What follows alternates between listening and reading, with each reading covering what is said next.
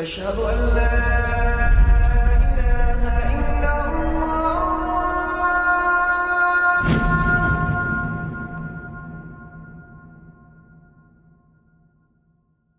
Raindrops media পরিবেশিত audio lecture series সেইরাহ।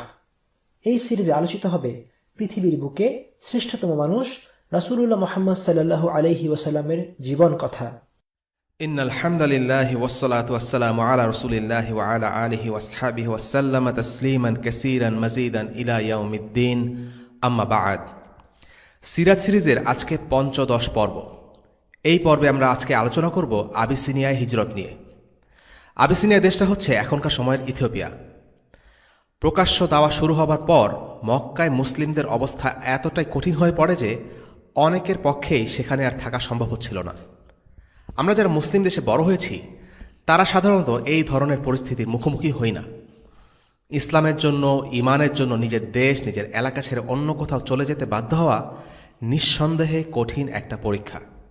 একজন মানুষের নিজের দেশ যতই রুক্ষ হোক, যতই বৈরী হোক, অর্থনৈতিক অসচ্ছলতা থাকুক, সাধারণত নিজের কেউ স্থান ত্যাগ করতে চায় না। এটাই মানুষের স্বাভাবিক প্রকৃতি। মানুষের জন্মস্থান তার জন্য একটা কমফোর্ট জোন। এই কমফোর্ট জোন ছেড়ে কেউ বের হয়ে আসতে চায় না। কিন্তু ইসলামের প্রথম যুগের মুসলিমদের একটি কঠিন পরীক্ষার সম্মুখীন হতে হয়েছিল। সেটা হচ্ছে হয় দেশ নয় ঈমান। তারা দেশের উপরে, নিজের পরিবার এবং গোত্রের উপরে ঈমানকে প্রাধান্য দিয়েছিলেন। আল্লাহ তাআলা বলেন, والذين هاجروا في الله من بعد ما ظلموا لنبوئنهم في الدنيا حسنة ولأجر الآخرة أكبر لو كانوا يعلمون। যারা অত্যাচারিত হবার পর আল্লাহর পথে হিজরত করেছে, আমি অবশ্যই তাদেরকে দুনিয়ায় উত্তম আবাস প্রদান করব, আর পরকালের পুরস্কার তো অধিক বড় যদি তারা জানত। সূরা আন-নাহল আয়াত 41। এই আয়াতের ব্যাখ্যায় ইমাম কুরতুবী রাহিমাহুল্লাহ বলেন, এই আয়াতে বলা হয়েছে রাসূলুল্লাহ সাল্লাল্লাহু আলাইহি ওয়াসাল্লামের সাহাবীদের কথা। মক্কায় মুশরিকরা তাদের উপর জুলুম করেছিল, তাদেরকে দেশ থেকে বাধ্য করেছিল। সাহাবাদের একটি দল তাই আবিসিনিয়ায় হিজরত করে। পরবর্তীতে আল্লাহ তাআলা মদিনার দরজা তাদের জন্য খুলে দেন এবং সেখানকার ঈমানদার অর্থাৎ আনসারদের মাধ্যমে তাদের সাহায্য করেন। আল্লাহ তাআলা আরও বলেন, قل يا عبادي الذين آمنوا اتقوا ربكم للذين أحسنوا في هذه الدنيا حسنة وأرض الله واسعة إنما يوفى الصابرون أجرهم بغير حساب। ঘোষণা করে দাও, হে আমার বিশ্বাসী দাসগণ, তোমরা তোমাদের প্রতিপালককে ভয় করো। যারা এই পৃথিবীতে কল্যাণকর কাজ করে তাদের জন্য আছে কল্যাণ, আর আল্লাহর পৃথিবী প্রশস্ত। ধৈর্যশীলদেরকে তো অপরিমিত পুরস্কার দেয়া হবে। সূরা আজ-জুমার আয়াত 10। এই আয়াতের ব্যাখ্যায় ইবনে আব্বাস বলেন, এখানে বলা হচ্ছে জাফর বিন আবি তালিব এবং তার অধীনস্থদের কথা যারা আবিসিনিয়া হিজরত করেছিলেন। হিজরতের আলোচনায় প্রথম যে বিষয়টি নিয়ে কথা বলা হয় সেটা হলো তারা কেন হিজরত করেছিলেন। ক্লাসিক্যাল আলিমরা যে কারণটি উল্লেখ করেন সেটা হচ্ছে দ্বীনের ব্যাপারে ফিতনা। ক্রমাগত অত্যাচার এবং চাপের মুখে দ্বীনের উপর অটল থাকা সাহাবীদের উপর বেশ কঠিন হয়ে পড়েছিল। ইবনে ইসহাক রাহিমাহুল্লাহ বলেন, রাসূলুল্লাহ সাল্লাল্লাহু আলাইহি ওয়াসাল্লাম যখন দেখলেন যে তার সঙ্গীরা ক্রমাগতভাবে বিপদ আপদের সম্মুখীন হচ্ছে আর তিনি নিজের আল্লাহর রহমতে নিজের চাচা আবু তালিবের কারণে নিরাপদে আছেন, অথচ তিনি তাদের অত্যাচার নির্যাতন থেকে রক্ষা করতে পারছেন না, তখন তিনি তাদের বললেন, তোমরা যদি আবিসিনিয়া চলে যাও তবে তোমাদের জন্য ভালো। কারণ সেখানে এমন একজন ন্যায়পরায়ণ বাদশাহ আছেন যার রাজত্বে কেউ জুলুমের শিকার হয় না। সেই দেশটা সত্য ও ন্যায়ের দেশ।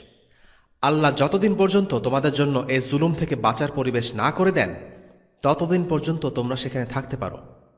এই পরামর্শ অনুসারে রাসূলুল্লাহ সাল্লাল্লাহু আলাইহি ওয়াসাল্লামের সাহাবীগণ চাপের মুখে ধর্মত্যাগী হওয়ার আশঙ্কায় এবং নিজ নিজ দ্বীন ও ঈমান নিয়ে আল্লাহর নিরাপদ আশ্রয় থাকার বাসনায় আবিসিনিয়া অভিমুখে রওনা হলেন। এটি ছিল ইসলামের প্রথম হিজরত। তবে এখনকার সময়ের সম্মানিত আলিমগণ আরও কিছু কারণ উল্লেখ করেছেন। যেমন সৈয়দ কুতুব রাহিমাহুল্লাহ তার ফি জিলালিল কোরআন গ্রন্থে উল্লেখ করেছেন, আল্লাহ রাসূল সাল্লাল্লাহু আলাইহি ওয়াসাল্লাম মক্কার বাইরে একটা ঘাঁটি সন্ধান করছিলেন যেখানে ইসলামের আকীদা বিশ্বাস সুরক্ষিত থাকবে এবং সেখানে মুসলিমরা প্রকাশ্যে দিন পালন করতে পারবে। আমার মতে সাহাবীরা কেবল অত্যাচার নির্যাতন থেকে বাঁচতেই হিজরত করেছেন, এই দৃষ্টিভঙ্গিটি শক্তিশালী মনে হয় না। কেননা তাই যদি হতো তাহলে মক্কার সমাজ ব্যবস্থায় মর্যাদা, শক্তি ও নিজেদের প্রতিরক্ষায় যে সাহাবীরা সবচেয়ে দুর্বল ছিলেন তারাও আবিসিনিয়া হিজরত করতেন। কিন্তু সেটা হয়নি। যে সাহাবীরা ছিলেন দাস এবং দুর্বল, যারা সবচেয়ে বেশি অত্যাচারিত হয়েছেন, তারা হিজরত করেননি। সেসব সাহাবীরাই মূলত হিজরত করেছেন যাদের সামাজিক অবস্থা ভালো ছিল। অত্যাচার থেকে যারা নিরাপদে ছিলেন তারাই মূলত হিজরত করেছেন। সত্যি বলতে বেশিরভাগ মুহাজির ছিলেন কুরাইশী।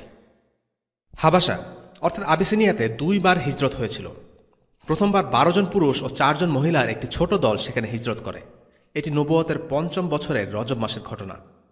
তারা গোপনে আবিসিনিয়ার উদ্দেশ্যে রওনা হয়েছিলেন যেন কুরাইশরা না জানতে পারে।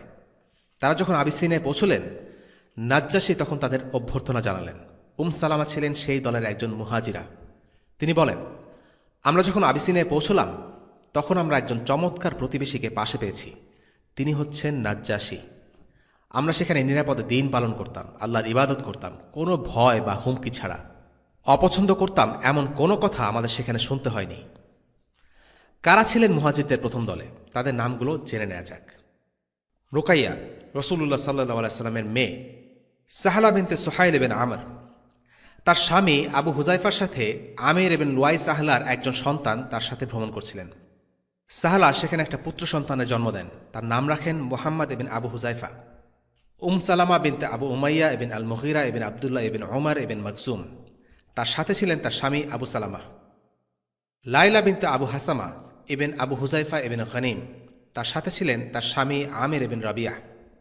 উম্মে কুলসুম বিনতে সাহাল ইবনে আমির আব্দুশ শামস। তার সাথে ছিলেন তার স্বামী আবু সাবরা ইবনে আবু রুহম।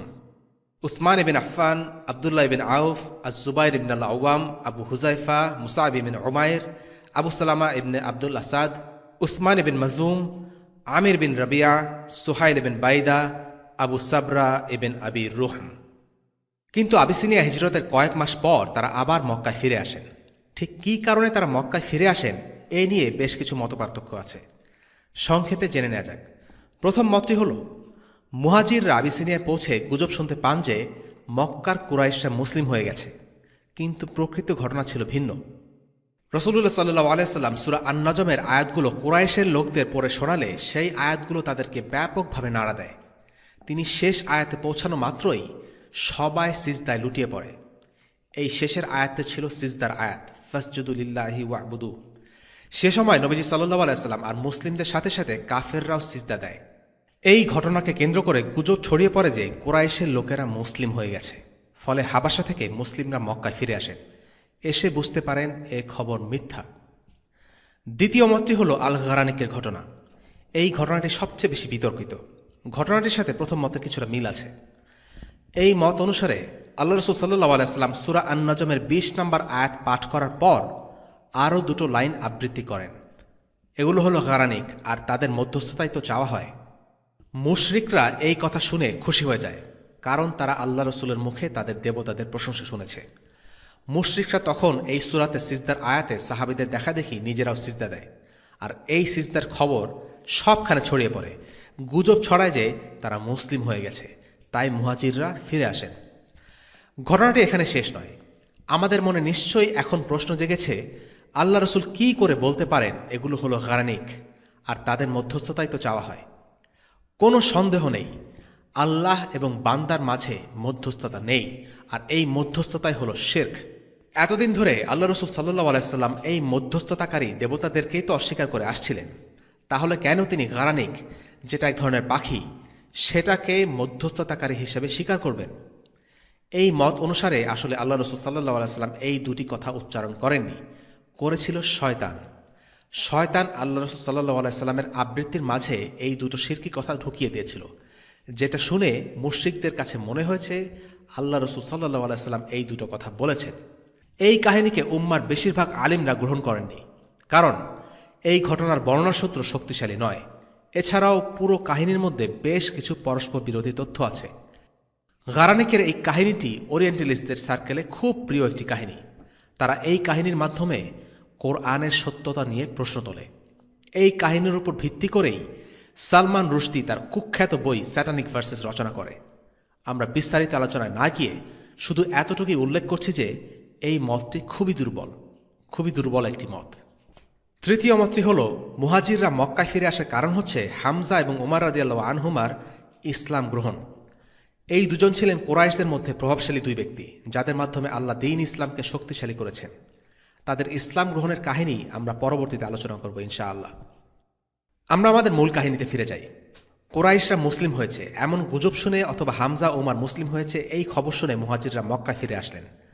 কিন্তু মক্কার পরিস্থিতির তেমন কোনো উন্নতি হল না, যে কারণে আল্লাহ রাসূল সাল্লাল্লাহু আলাইহি ওয়াসাল্লাম মুসলিমদের দ্বিতীয়বার হিজরত করার অনুমতি দিলেন। আর দ্বিতীয়বার বেশ বড়সড় একটি দল হিজরত করে। সে দলে ছিল ৮৩ জন পুরুষ এবং ১৮ থেকে ১৯ জন মহিলা। কিন্তু মক্কা ছেড়ে গেলেও কুরাইশরা তাদেরকে এত সহজে ছেড়ে দেয়নি। আবিসিনিয়া হিজরতকারী মুসলিমরা রাজনৈতিক বা অর্থনৈতিক কোনো দিক দিয়েই মক্কার জন্য হুমকি স্বরূপ ছিল না। কুরাইশরা মুসলিমদের পিছু নিল। আন-নাজ্জাশীর কাছে দূত পাঠালো যেন সে আবিসিনিয়ার মুসলিমদেরকে তাদের কাছে হস্তান্তর করে দেয়। এখনকার পরিভাষায় যেটা বলা হয় এক্সট্রাডিশন। এই মিশনের জন্য মনোনীত করা হয় আমর ইবনুল আস এবং আবদুল্লাহ বিন রাবিয়া অথবা আমর বিন রাবিয়াকে। ঘটনার কেন্দ্রীয় চরিত্র আমর ইবনুল আস একজন দক্ষ কূটনীতিবিদ, কুরাইশদের খুব গুরুত্বপূর্ণ এক ব্যক্তি। দেশে বিদেশের বহু লোকের সাথে তার পরিচয়, রাজা বাদশাহ এবং বড় বড় লোকদের সাথে তার ওঠা বসা, কূটকৌশল আর কথার লড়াইয়ে তুখোর। তাই এই কাজের জন্য কুরাইশরা তাকেই বেছে নেয়। আমর ইবনুল আস নাজ্জাশীর দরবারে গেল। কথা ছিল সে প্রথমে উচ্চপদস্থ কর্মকর্তাদের সাথে দেখা করবে, তাদের প্রত্যেককে কিছু উপহার দিয়ে সোজা বাংলায় ঘুষ দিয়ে তারপর নিজের প্রস্তাবনা তুলবে। তার কথা সারমর্ম হবে এরকম: মক্কার কিছু মূর্খ লোক পালিয়ে তোমাদের দেশে ঢুকেছে, আমরা চাই তোমরা তাদেরকে আমাদের হাতে তুলে দাও। অর্থাৎ তার পরিকল্পনা ছিল উচ্চপদস্থ কর্মকর্তাদের সাথে কথাবার্তা বলে আগেভাগেই সব ঠিক করে রাখবে, এরপর নাজ্জাশীর সাথে সাক্ষাতের আনুষ্ঠানিকতা সেরে নেবে। তাহলে নাজ্জাশীর সাথে যখনই সে মুসলিমদের বিষয়ে কথা তুলবে, তখন এই ঘুষখোর কর্মকর্তারা আমরের পক্ষে সায় দেবে। আমর ঠিক এই কাজটাই করল। কয়েকজন উচ্চপদস্থ কর্মকর্তাদের সাথে দেখা করে তাদেরকে উপহার দিয়ে কথাবার্তা বলে রাখল। বলল, নাজ্জাশীর সাথে দেখা করার আগেই যদি তোমরা এই মুসলিম লোকগুলোকে আমাদের হাতে হস্তান্তর করতে পারো, তাহলে আমি আরও খুশি হব। কারণ মুসলিমদের কথা নাজ্জাশীর মনে প্রভাব বিস্তার করতে পারে। সে এই ঝুঁকি নিতে চায়নি। মূলত তারা কোরআনের আয়াতকে ভয় পেত, তাই চাচ্ছিল না যে মুসলিমদের সাথে রাজার দেখা হোক। এরপর আমর গেল নাজ্জাশীর সাথে দেখা করতে। বলল, আমাদের ভেতর কিছু গণ্ডমূর্খ আছে, ওরা আপনার দেশে আশ্রয় নিয়েছে। তারা আমাদের ধর্ম তো ত্যাগ করেছেই, আপনার ধর্মও গ্রহণ করেনি। এভাবে আরও নানা রংচঙে উত্তেজক কথা বলে নাজ্জাশীকে বিভ্রান্ত করতে চায়, খেপিয়ে তোলার সর্বাত্মক চেষ্টা করে। তারপর বলল, আমি চাই আপনি ওদেরকে আমাদের হাতে তুলে দিন। এ সময় নাজ্জাশীর বাদবাকি সব কর্মকর্তারাও আমর বিন আসকে সমর্থন করছিল। আর নাজ্জাশী বললেন, না, যারা আমার দেশে আশ্রয় নিয়েছে আমি তাদের কথা না শুনে অন্য কারো হাতে তাদেরকে তুলে দেব না। রাসূলুল্লাহ সাল্লাল্লাহু আলাইহি ওয়াসাল্লাম এই কারণেই মুসলিমদেরকে হাবাসায় হিজরত করতে বলেছিলেন, কেননা তিনি জানতেন আর নাজ্জাশী একজন ন্যায়পরায়ণ রাজা। তিনি তার আদর্শকে সব কিছুর ওপরে স্থান দেন। নাজ্জাশী মুসলিমদেরকে ডেকে পাঠালেন। তাদেরকে বলা হলো যে মক্কার আমর ইবনুল আস নাজ্জাশীর সাথে দেখা করেছে, এখন নাজ্জাশী তোমাদের সাথে দেখা করতে চান। এই কথা শুনে মুসলিমরা শুরা অর্থাৎ পরামর্শ করে। সিদ্ধান্ত হয় যে জাফর বিন আবি তালেব মুসলিমদের মুখপাত্র হবেন, তিনি যা সত্যি তাই বলবেন। তারা নাজ্জাশীর দরবারে এলে নাজ্জাশী তাদেরকে জিজ্ঞেস করলেন, তোমরা কোন ধর্মে বিশ্বাসী? তোমরা তোমাদের দেশের লোকদের ধর্ম ত্যাগ করেছ, আবার আমাদের ধর্মও গ্রহণ করনি। তোমরা পৃথিবীর কোনো ধর্মই তো মানছ না, তোমরা কারা? জাফর উত্তরে যা বললেন তার পুরো বক্তব্য উম্মে সালামা রাদিয়াল্লাহু আনহা থেকে বর্ণিত একটি হাদিসে উল্লেখ আছে। আল্লাহ রাসূল সাল্লাল্লাহু আলাইহি সাল্লামের চাচাতো ভাই জাফর রাদিয়াল্লাহু আনহু বললেন, হে রাজা, আমরা ছিলাম মুশরিক, মূর্তি পূজা করতাম, মৃত পশুর মাংস খেতাম, আতিথেয়তার থোড়াই কেয়ার করতাম, অবৈধ কাজকে বৈধ করে নিতাম, একে অপরের রক্ত ছড়াতাম, আমরা ভালো মন্দের তোয়াক্কা করতাম না। আর তাই আল্লাহ তাআলা আমাদের কাছে আমাদের মধ্য থেকে এমন একজন নবী প্রেরণ করেছেন যার সততা ও বিশ্বস্ততা নিয়ে কোনো কালেই আমাদের কোনো সন্দেহ ছিল না। তিনি আমাদেরকে আদেশ করেছেন শুধুমাত্র এক আল্লাহর ইবাদত করতে, তার ইবাদতে আর কাউকে শরিক না করতে। তিনি আমাদেরকে আত্মীয়দের হক আদায় করতে আদেশ দেন। অতিথিদের সম্মান করতে বলেছেন আর শিখিয়েছেন মহান রবের উদ্দেশ্যে সালাত আদায় করা ও রোজা রাখার কথা, তার ইবাদতে অন্য কাউকে শরিক না করার কথা। তিনি আমাদের আল্লাহর দিকে আহ্বান করেছেন যেন আমরা আমাদের রবের একত্ববাদের ঘোষণা দেই, একমাত্র তারই ইবাদত করি আর তিনি ছাড়া যত মূর্তি পাথর আছে যেগুলোকে আমাদের বাপদাদারা পূজা করেছে সেগুলো ভেঙে ফেলি।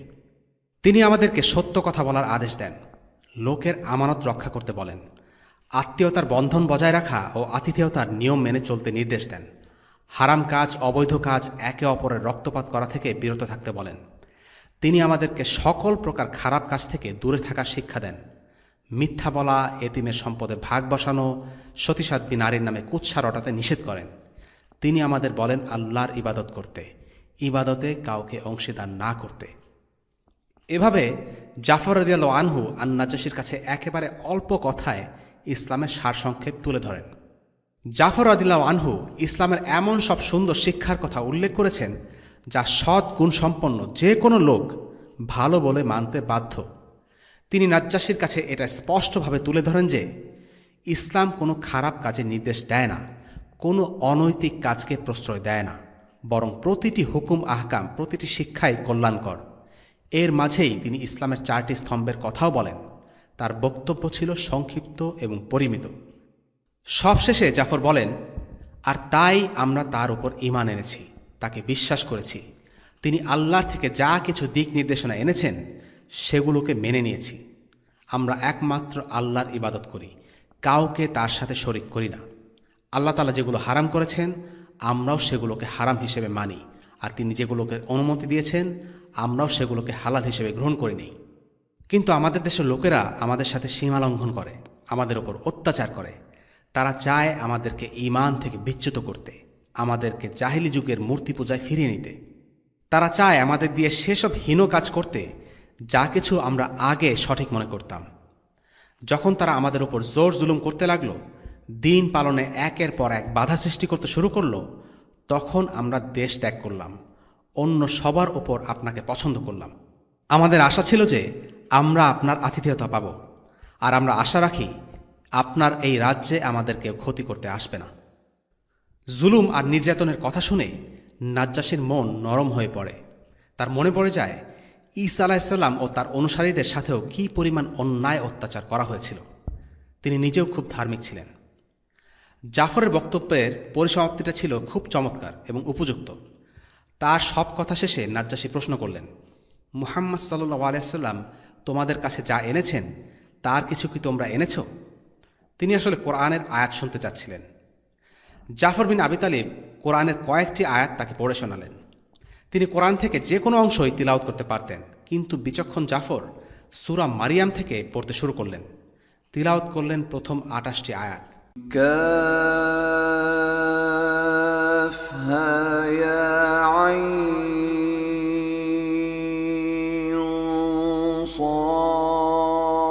সাদ যিকরু রাহমাতি রাব্বিকা আবদাহু যাকারিয়া إذ نادى ربه نداء خفيا قال رب إني وهن العظم مني واشتعل الرأس شيبا ولم أكن بدعائك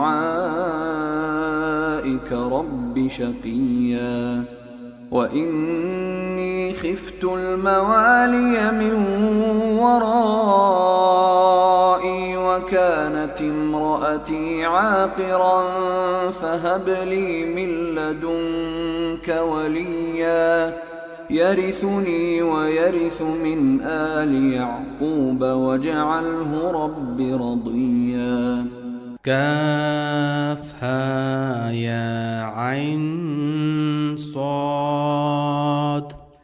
এটা আপনার রবের অনুগ্রহের বিবরণ তার বান্দা জাকারিয়ার প্রতি।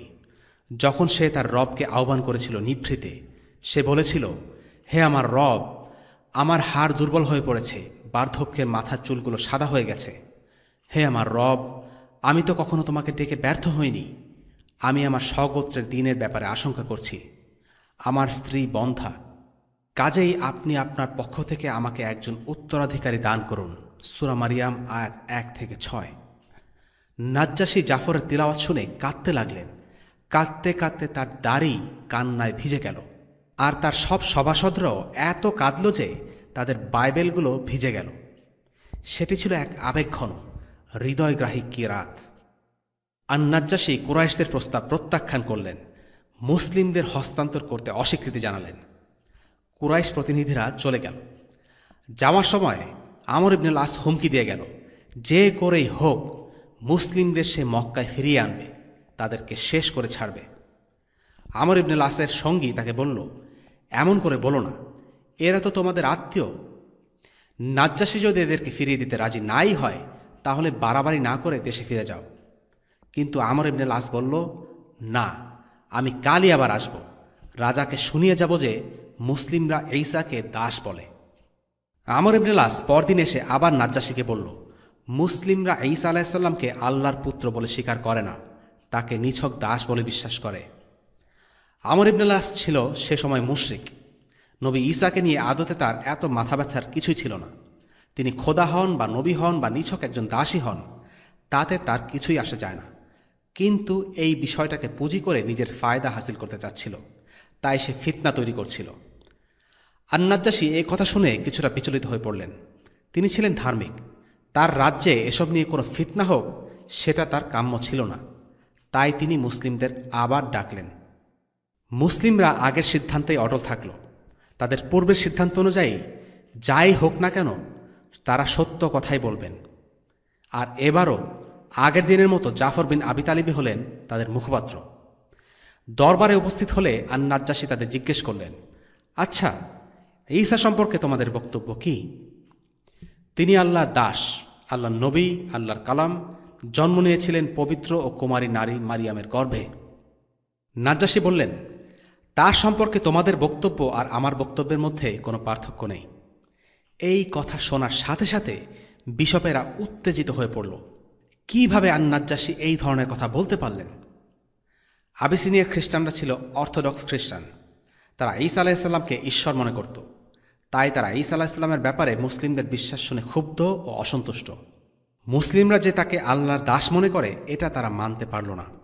আর নাজ্জাশী উঠে দাঁড়ালেন, বললেন, তোমরা যা খুশি বলতে পারো, আমি এই মানুষগুলোকে আমার রাজ্যে স্বাধীন ঘোষণা করলাম। মক্কার প্রতিনিধিরা আবিসিনিয়া এলে আর নাজ্জাশী প্রথমে তাদের জিজ্ঞেস করেছিলেন, তোমরা আমার জন্য তোমাদের দেশ থেকে কি এনেছ? আমর ইবনুল আস বলেছিলেন, আমি আপনার জন্য চামড়ার তৈরি কিছু জিনিস এনেছি। চামড়ার জিনিস ছিল আর নাজ্জাশীর খুব পছন্দের। কিন্তু সেদিন উম্মে সালামের ভাষায় সেদিন আমর ইবনুল আস ও তার সঙ্গীরা অপমানিত হল, কেননা আর নাজ্জাশী তাদেরকে বের করে দেন, এমনকি তাদের দেয়া উপহারগুলিও ফেরত দেন। আমর ইবনুল আসের সাথে আর নাজ্জাশীর বন্ধুত্বের সম্পর্ক ছিল, কিন্তু আদর্শের প্রশ্নে আর নাজ্জাশী তাকে প্রশ্রয় দেননি। সত্যের পক্ষেই তিনি দাঁড়িয়েছিলেন। সঙ্গত কারণেই প্রশ্ন আসতে পারে, কেন জাফর বিন আবি তালিবকে নাজ্জাশীর কাছে জবাব দেওয়ার জন্য বেছে নেওয়া হলো, অথবা তাকে বেছে নেবার পেছনে হিকমাহ কি? আমর ইবনুল আস ছিলেন অত্যন্ত বুদ্ধিমান এবং কূটনৈতিক দক্ষতা সম্পন্ন। তার কথা জবাব দেওয়ার জন্য অবশ্যই তার সমপর্যায়ের কাউকে দরকার ছিল, যিনি যথোপযুক্ত উত্তর দিতে পারবেন। জাফর বিন আবি তালিব ছিলেন এই কাজের জন্য বেস্ট চয়েস। কারণ প্রথমত তিনি বড় হয়েছেন রাসূলুল্লাহ সাল্লাল্লাহু আলাইহি সাল্লামের সাথে একই ছাদের নিচে এবং নবীজির খুবই কাছের মানুষ ছিলেন। আবিসিনিয়ায় হিজরতকারীদের মধ্যে তিনি আল্লাহর রাসূলকে সবচেয়ে ভালোভাবে জানতেন। দ্বিতীয়ত জাফর বিন আবু তালিবের বাগ্মিতা ছিল অনন্য সাধারণ। তৃতীয়ত তিনি ছিলেন বনু হাশিম গোত্রের, মর্যাদার দিক থেকে কুরাইশদের মধ্যে সবচেয়ে সম্ভ্রান্ত বংশ। আর নাজ্জাশী যাতে মনে না করেন যে কোনো সাধারণ ব্যক্তি তাকে ভুলভাল বলে এটা ওটা বুঝাচ্ছেন। চতুর্থত তিনি রাসূলুল্লাহ সাল্লাল্লাহু আলাইহি সাল্লামের আপন চাচাতো ভাই হওয়ায় রাসূলুল্লাহ সাল্লাল্লাহু আলাইহি সাল্লামের বাণী সঠিকভাবে বহন করে নিয়েছেন, এর একটা নিশ্চয়তা আছে। এবং পঞ্চমত, জাফর বিন আবু তালিবের চরিত্রে রাসূলুল্লাহ সাল্লাল্লাহু আলাইহি সাল্লামের সাথে অনেক মিল ছিল। রাসূলুল্লাহ সাল্লাল্লাহু আলাইহি সাল্লাম জাফরকে একবার বলেছিলেন, আমার অবয়ব এবং চরিত্রের সাথে তোমার অনেক মিল আছে। সুতরাং বলা যায় যে এই কাজের জন্য জাফর বিন আবু তালিবের চেয়ে আর ভালো কেউ ছিল না, যার ছিল বুদ্ধিমত্তা, বংশমর্যাদা, বাগ্মিতা এবং প্রজ্ঞা।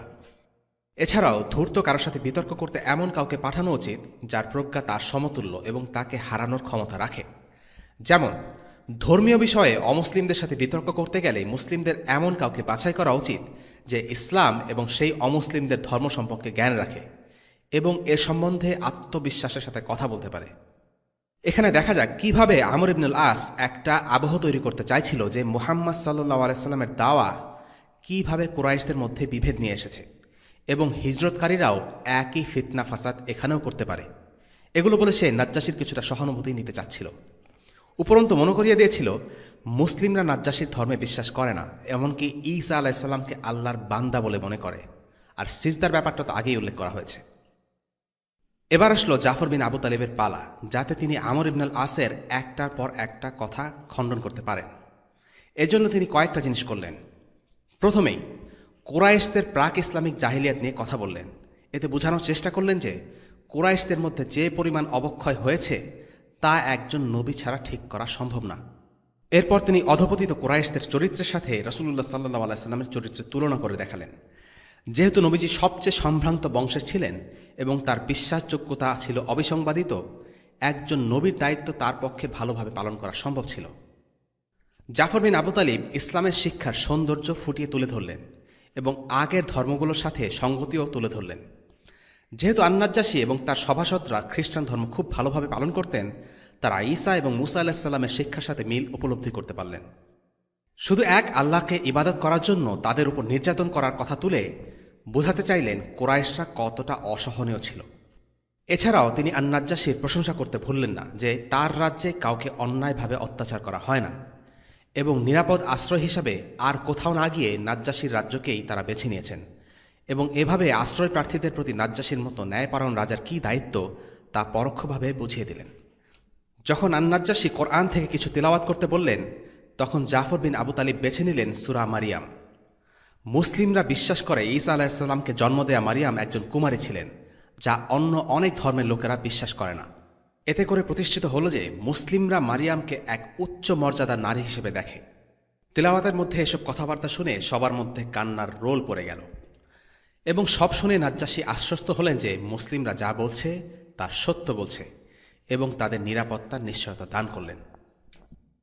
এখন আসা যাক এই আবিসিনিয়ার হিজরত থেকে আমরা কি কি শিক্ষণীয় বিষয় পেতে পারি। ১. যেহেতু মুসলিমদের উপর দিন মেনে চলার কারণে শারীরিক নির্যাতন করা হচ্ছিল, তাই তারা পৃথিবীর শ্রেষ্ঠ জায়গা মক্কা থেকে পালিয়ে আবিসিনিয়া হিজরত করেন। তাদেরকে অত্যাচারের কবল থেকে মুক্ত করার উদ্দেশ্যেই রাসূলুল্লাহ সাল্লাল্লাহু আলাইহি সাল্লাম হিজরতের অনুমতি দেন। ইমাম ইবন হাজম রাহিমাহুল্লাহ বলেন, যখন মুসলিমদের সংখ্যা আর তাদের উপর নির্যাতনের মাত্রা বেড়ে গেল, তখন আল্লাহ তাদের হিজরতের অনুমতি দেন। ২. অত্যাচার নির্যাতন সহ্য করার ক্ষমতা সবার থাকে না। চাপের মুখে কিছু মানুষ তাদের ঈমান ধরে রাখতে পারে না। বিলালের মতো মানসিক শক্তি সবার নেই। খাব্বাব বিন আরাতের মতো পরিস্থিতির মধ্য দিয়ে সবাই যেতে পারে না। তাই কেউ যদি কোথাও তার দিন নষ্ট হয়ে যাওয়ার ব্যাপারে ভয় করে, তাহলে তার উচিত অন্য কোথাও চলে যাওয়া। রাসূলুল্লাহ সাল্লাল্লাহু আলাইহি ওয়াসাল্লাম বলেন, একজন ঈমানদারের পক্ষে এমন সাধ্যাত্মিক কষ্ট নিজের উপর চাপিয়ে নেওয়া উচিত নয়, যার কারণে তাকে লাঞ্ছিত হতে হয়। যদি কারো জন্য কোনো কিছুর ভার বহন করা অসম্ভব হয়ে থাকে, তখন তার নিজেকে সেই পরিস্থিতির মধ্যে ঠেলে দেয়া উচিত হবে না। একবার এক লোক ডিমের আকারের এক খণ্ড খাঁটি সোনা নিয়ে রাসূলুল্লাহ সাল্লাল্লাহু আলাইহি সাল্লামের কাছে হাজির হয়। বললেন, এটা আমার পক্ষ থেকে সাদাকা, আমার সহায় সম্পদ বলতে এটুকুই আছে। রাসূলুল্লাহ সাল্লাল্লাহু আলাইহি সাল্লাম মন খারাপ করে বললেন, তোমাদের কেউ কেউ তাদের সমস্ত সম্পদ সাদাকা করে ফেলো, তারপর বিপদে পড়ে আবার আমার কাছে সাহায্যের জন্য আসো। রাসূলুল্লাহ চাননি এই মানুষটা তার সমস্ত সম্পদ দান করে পুরো নিঃস্ব হয়ে পড়ুক, বিপদে পড়ে সাহায্যের জন্য আবার কারো কাছে হাত পাতুক। সামর্থ্য বুঝে দান করা উচিত। কিন্তু সিরাত থেকে এটাও দেখা যায়, আবু বকর সিদ্দিক রাদিয়াল্লাহু আনহু একবার তার সমস্ত সম্পত্তি আল্লাহর রাসূলের কাছে দান করেছিলেন, আর রাসূল সাল্লাল্লাহু আলাইহি সাল্লাম সেই কাজের প্রশংসা করেন। দুটো একই রকম কাজের প্রতি তার আচরণ ভিন্ন হওয়ার কারণ হল, রাসূলুল্লাহ সাল্লাল্লাহু আলাইহি সাল্লাম জানতেন আবু বকর রাদিয়াল্লাহু আনহু সব কিছু দান করে দিলেও সেই পরিস্থিতি সামাল দেওয়ার ক্ষমতা তার আছে, যা ওই লোকের ছিল না। আবু বকর রাদিয়াল্লাহু আনহু তার সমস্ত সম্পদ দান করে দেওয়ার পরেও কখনোই ভিক্ষা চাওয়ার মতো নিচে নামবেন না। সবাই আবু বকরের মতো নন, তাই যে কারো উচিত নয় নিজেদের এমন কঠিন পরিস্থিতির মধ্যে ফেলে দেয়া যা সামাল দেওয়ার ক্ষমতা তারা রাখে না। ৩. মুহাজিরদের বেশিরভাগই ছিলেন কোরাইশ বংশের। জাফর বিন আবি তালিব একজন কোরাইশ, আর তাদের কিছু সংখ্যক ছিলেন অল্প বয়স্ক যুবক, যারা নবী মুহাম্মদ সাল্লাল্লাহু আলাইহি ওয়াসাল্লামকে নিরাপত্তা দিতেন। তাদের কয়েকজন হলেন জুবাইর ইবনুল আওয়াম, আব্দুর রহমান ইবিন আউফ, উসমান ইবিন আফফান প্রমুখ। মুহাজিরদের মধ্যে কুরাইশের অভিজাত পরিবারের কয়েকজন নারীও ছিলেন, যেমন উম্মে হাবিবা। তিনি ছিলেন আবু সুফিয়ানের মেয়ে। কুরাইশ নেতার কন্যা হিসাবে তিনি কখনও মক্কায় নির্যাতনের শিকার হননি। কেউ তার গায়ে স্পর্শ পর্যন্ত করার সাহস করেনি। তবুও তিনি হিজরত করেছিলেন। কিন্তু কেন? কারণ এই হিজরতের ঘটনা কুরাইশদের সম্ভ্রান্ত ও প্রভাবশালী পরিবারদের মধ্যে ধর্মীয় ও সামাজিক ভিত্তিতে ঝাঁকুনি দেয়। তাদের চোখের সামনে দিয়ে তাদের সবচেয়ে ক্ষমতাবান ও সম্ভ্রান্ত ছেলেমেয়েরা বিবেক ও ধর্মীয় কারণে আপন সাংস্কৃতিক ঐতিহ্য আর গোত্রীয় দেশকে পেছনে ফেলে চলে যাচ্ছিল। কুরাইশ রাজবংশের জন্য এর চেয়ে বড় অপমান আর কিছু হতে পারে না। এই ঘটনার কারণে কুরাইশরা খুব বিব্রতকর পরিস্থিতির মুখে পড়ে। আরবে কুরাইশদের উঁচু অবস্থানের কারণ ছিল তাদের উচ্চ মর্যাদা, মূল্যবোধ ও কাবার অভিভাবকত্ব। এই কারণে নয় যে তারা সামরিকভাবে শক্তিশালী। তাই মানুষ যখন দেখল সম্ভ্রান্ত লোকজন তাদের জানমাল ও দিনের নিরাপত্তার জন্য মক্কা ছেড়ে চলে যাচ্ছে, বিষয়টা কুরাইশদের জন্য বেশ বিব্রতকর পরিস্থিতি সৃষ্টি করল। 4. আরেকজন গ্রন্থকার মনিল আল গাদওয়ানের মতে, যিনি সৈয়দ কুতুবের মতকে সমর্থন করেছেন, তিনিও মনে করেন রাসূলুল্লাহ সাল্লাল্লাহু আলাইহি সাল্লাম মক্কার বাইরে দ্বিতীয় আরেকটি ঘাঁটি খুঁজছিলেন। যদি মক্কায় কিছু ঘটে যায়, তাহলে অন্য কোথাও যেন মুসলিমরা তাদের দিন নিয়ে টিকে থাকতে পারে। তাই যখন মুসলিমদের সংখ্যা বেড়ে গেল, তখন থেকে মুসলিমদের দুটো দল আলাদা থাকতে শুরু করে, এক দল মক্কায় আর আরেক দল আবিসিনিয়ায়।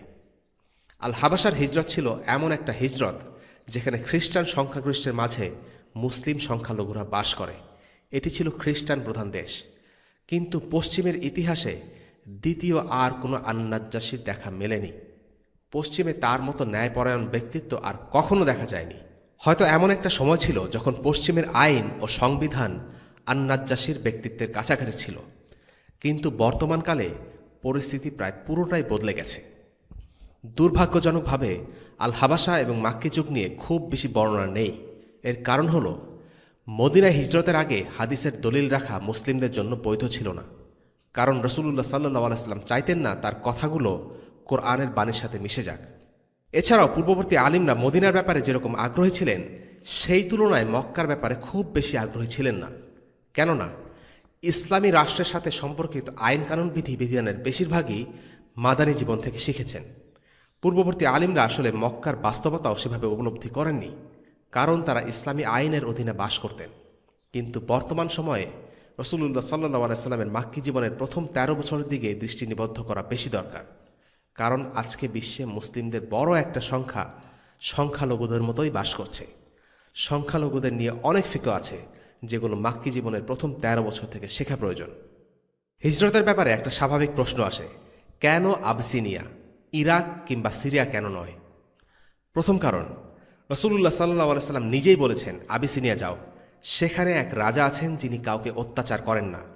সুতরাং মুসলিমদের আল হাবাসা যাওয়ার পিছনে একটা বড় কারণ ছিল আন্নাজ্জাসীর ন্যায়পরায়ণতা। দ্বিতীয়ত, আল হাবাসের সাথে আরবদের সম্পর্ক ভালো ছিল। কুরাইশরা আবিসিনিয়ায় ব্যবসা করত, তাই আরবদের সাথে আবিসিনিয়ানদের ইতিমধ্যে একটা ব্যবসায়িক সম্পর্ক গড়ে উঠেছিল। আবিসিনিয়ার সংস্কৃতির সাথে রাসূলুল্লাহ সাল্লাল্লাহু আলাইহি ওয়াসাল্লামের অনেক আগেই পরিচিত ছিলেন, কেননা তার প্রথম ধাত্রী উম্মে আইমান ছিলেন আল হাবাসার। তিনি রাসূলুল্লাহ সাল্লাল্লাহু আলাইহি ওয়াসাল্লামের যত্ন নিতেন আর তাকে বুকের দুধ খাওয়াতেন। একটি বর্ণনায় এসেছে, উম্মে আইমান রাসূলুল্লাহ সাল্লাল্লাহু আলাইহি ওয়াসাল্লামের সামনে কিছু খাবার পরিবেশন করেন।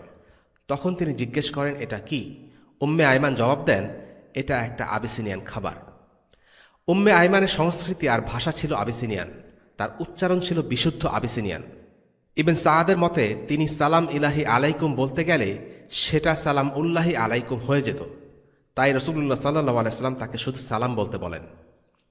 রাসূলুল্লাহ সাল্লাল্লাহু আলাইহি ওয়াসাল্লামের পুরো জীবনে উম্মে আইমান তার অত্যন্ত কাছের মানুষ ছিলেন। তিনি তাকে তার পালক পুত্র যায়েদ ইবনে হারিসার সাথে বিয়ে দেন। তৃতীয়ত, আবিসিনিয়ানরা ছিল খ্রিস্টান, আর মুসলিমরা তাকে কুরাইশ মূর্তিপূজক বা পারস্যের অগ্নিপূজারীদের তুলনায় খ্রিস্টানদের আপন মনে করত। চতুর্থত, আন্নাজ্জাসী ও জাফরের যোগাযোগ করার ভাষা ছিল সম্ভবত আরবি। কিছু বর্ণনায় এসেছে আন্নাজ্জাসী হিজাজে কিছু বছর কাটিয়েছিলেন, তাই তিনি আরবিতে কথা বলতে পারতেন। যদিও তিনি আরবে থাকতেন না, কিন্তু আরব ও আবিসিনিয়ানদের মধ্যকার ব্যবসায়িক সম্পর্কের কারণে এটা অস্বাভাবিক নয় যে আবিসিনিয়ানরা আরবি বলতে বা বুঝতে পারত। যেহেতু নাজ্জাসী কোরআন তেলাওয়াতের সময় কোরআনের বাণী শুনে কাঁদছিলেন, তার মানে নিশ্চয়ই তিনি আরবি আয়াতের অর্থ বুঝতে পেরেছিলেন।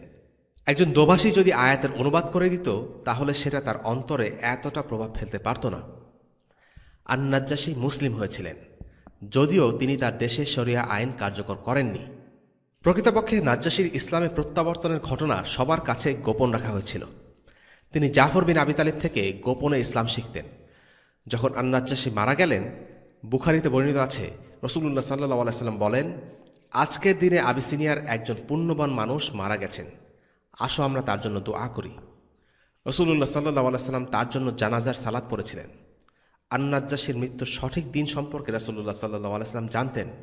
জিবরিল আলাইহিস সালাম তাকে এই মৃত্যুর ব্যাপারে জানিয়েছিলেন, যা প্রমাণ করে এটা ছিল একটি গুরুত্বপূর্ণ ঘটনা। আরেকটি হাদিসে রাসূলুল্লাহ সাল্লাল্লাহু আলাইহি ওয়াসাল্লাম বলেন, আল্লাহর কাছে আন-নাজ্জাশীর জন্য ক্ষমা প্রার্থনা করো। এখন আবিসিনিয়া হিজরতকারী মুসলিমদের থেকে আমাদের কি শেখার আছে? বেশ কিছু পয়েন্ট। ১. সাহাবা রাদিয়াল্লাহু আনহুমদের মাঝে ছিল অবিচল নিষ্ঠা ও দৃঢ়তা। তারা তাদের নীতির উপর অটল ছিলেন। আদর্শের প্রশ্নে তারা কোনো আপোষ করেননি, যদিও তারা জানতেন এর ফলে বিপদ হতে পারে। আন-নাজ্জাশীর কাছে গিয়ে বলেন যে তারা ঈসা আলাইহিস সালামকে আল্লাহর বান্দা ও নবী বলেই বিশ্বাস করেন, ঈশ্বরের পুত্র হিসেবে নয়। আদর্শবান ব্যক্তিত্বশীল মানুষের পক্ষে এটাই শোভা পায়। ব্যক্তিগত স্বার্থের আশায় তারা সত্যকে ঘুরে ফিরিয়ে বলে না। সাহাবীরা দ্বীনের আদর্শকে বুকে করে চলতেন।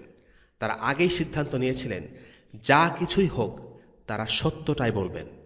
তাদের কাছে জীবনের চেয়েও দ্বীন ইসলামের মূল্য অনেক বেশি ছিল। ২.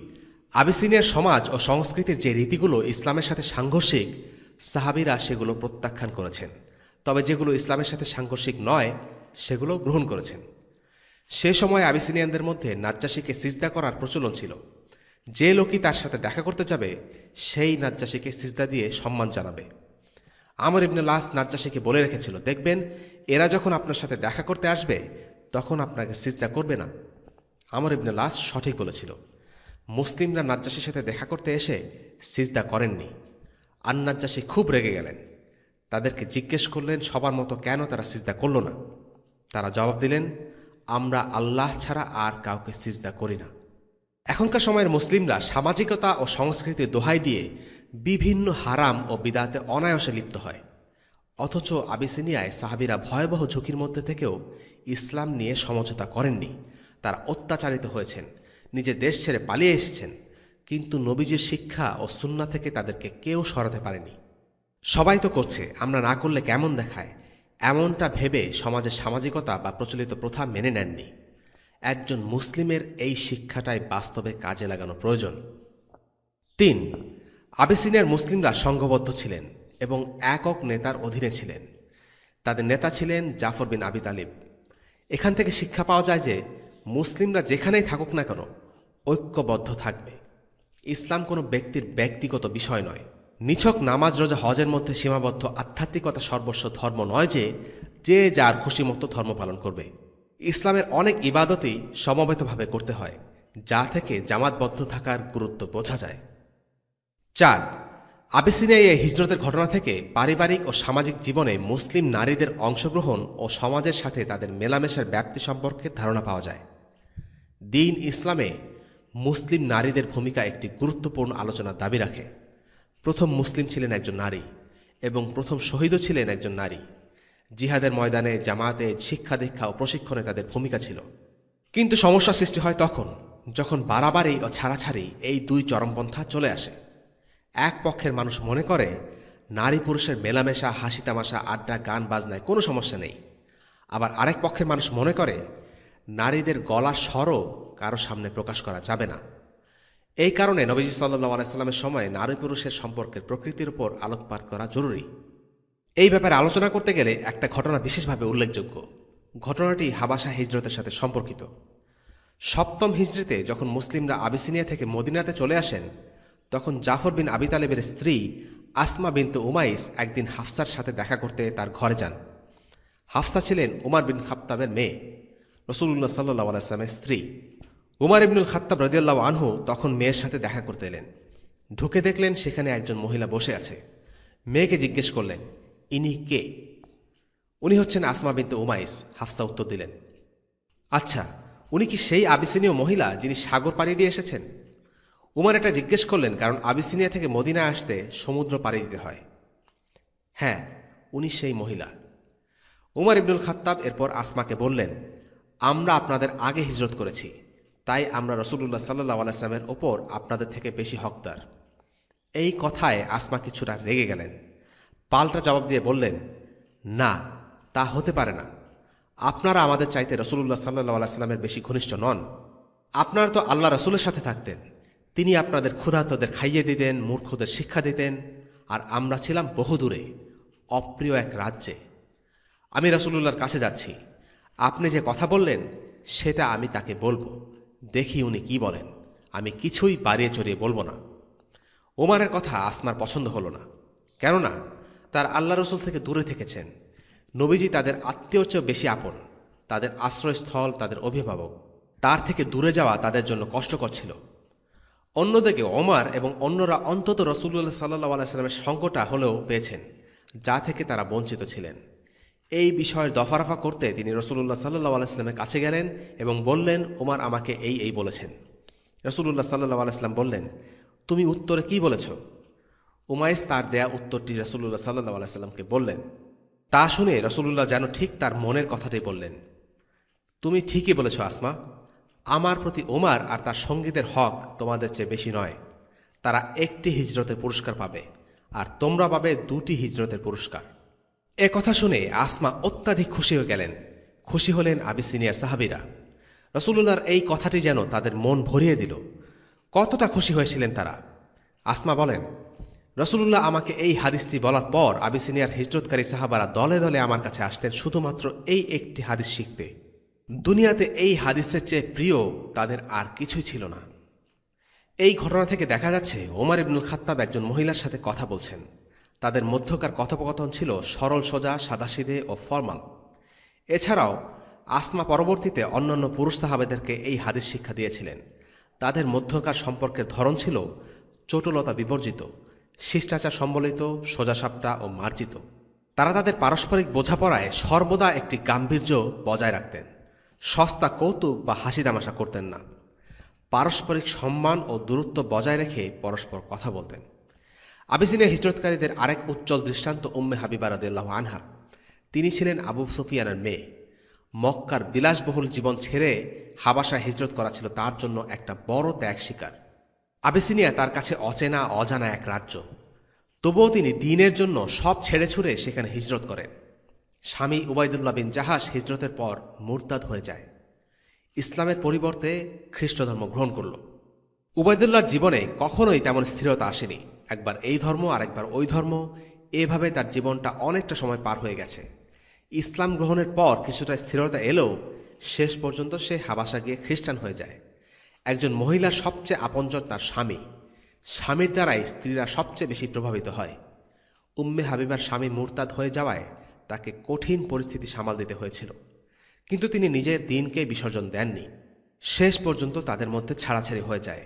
সেটাই ছিল তাদের সংসারের অবশ্যম্ভাবী পরিণতি। উম্মে হাবিবা ছিলেন দৃঢ়চেতা, মানসিকভাবে শক্ত সমর্থ মজবুত একজন ব্যক্তিত্ব। শত বাধা সত্ত্বেও তিনি তার দ্বীনকে দৃঢ়ভাবে আঁকড়ে ধরে থাকতে পেরেছিলেন।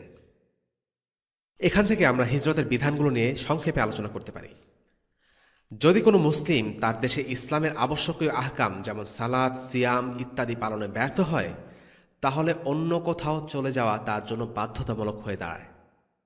যদি এমন হয় যে কোনো দেশে বাস করতে গিয়ে একজন মুসলিমের এমন সব সমস্যার মুখোমুখি হতে হয় যা তার জন্য কষ্টকর, তখন সে চাইলে যন্ত্রণা লাঘব করার জন্য অন্য কোনো ইসলামী ভূমিতে হিজরত করতে পারে, তবে সেটি বাধ্যতামূলক নয়। 3 নম্বর পয়েন্ট, কোনো মুসলিমের হিজরতের কারণে যদি সে অঞ্চলে ইসলামের কোনো আনুষ্ঠানিক হুকুম বা দায়িত্ব পালনে অবহেলা ঘটে, যার দায়িত্ব সে ছাড়া অন্য কেউ পালনের ক্ষমতা রাখে না, তাহলে তার জন্য সে অঞ্চল ছেড়ে অন্যত্র হিজরত করা নিষিদ্ধ। এর সাথে প্রাসঙ্গিকভাবে চলে আসে অমুসলিম দেশে বসবাস করার ব্যাপারে বিধান। মুসলিম আলিমগণ এই ব্যাপারে একমত যে কোনো মুসলিমের জন্য অমুসলিমদের মাঝে তাদের সমাজে বসবাস করা বৈধ নয়। একটি হাদিস এই ব্যাপারে স্পষ্ট করে বলেছে, আমি সেই মুসলিমদের ব্যাপারে কোনো দায়িত্ব নেব না যারা মুশরিকদের মধ্যে বসবাস করে। এটা হচ্ছে সাধারণ বিধান, তবে এর ব্যতিক্রম আছে। আলেমরা সেসব নিয়ে আলোচনা করেছেন। যেমন তারা বলেছেন, যদি কোনো মুসলিম অমুসলিম দেশে ইসলাম প্রচার করে এবং সেখানে স্বাধীনভাবে ইসলাম পালন করতে পারে, সেক্ষেত্রে তার জন্য অমুসলিম দেশে থাকা বৈধ হতে পারে। এছাড়া ব্যবসা বা জ্ঞানার্জনের জন্য অমুসলিম দেশে অস্থায়ীভাবে থাকা যায়। সাধারণভাবে দাওয়াতি কার্যক্রমে নিয়োজিত থাকা ছাড়া অমুসলিম পরিবেশে বসবাস করা মুসলিমদের জন্য বৈধ নয়, এর অন্যথা হলে গুনাহ হবে। তবে দাওয়ার মানে এই নয় যে প্রত্যেক ব্যক্তিকে একই কাজ করতে হবে। দাওয়ার অর্থ ব্যাপক। যে কোনো কাজ যেটা ইসলামের বার্তাকে ছড়িয়ে দিতে সাহায্য করে সেটাই দাওয়া। সেটা হতে পারে ত্রাণ, দান, সাদাকা, দাওয়া সংক্রান্ত কাজকর্ম ইত্যাদি। মুসলিমদের শিক্ষা দেওয়াও দাওয়াতি কাজ হিসেবে গণ্য হতে পারে। ওয়াসাল্লাল্লাহু আলা সাইয়্যিদিনা মুহাম্মদ ওয়া আলা আলিহি ওয়াসহাবিহি ওয়াসাল্লাম। আলহামদুলিল্লাহি রাব্বিল আলামিন। আসসালামু আলাইকুম ওয়া রাহমাতুল্লাহি ওয়া বারাকাতুহু। রেইনড্রপস মিডিয়ার অন্যান্য প্রজেক্ট সম্পর্কে জানতে ভিজিট করুন www.raindropsmedia.org অথবা ফেসবুক পেজ www.facebook.com/raindropsmedia অথবা ইউটিউব চ্যানেল www.youtube.com/raindropsmediaorg2015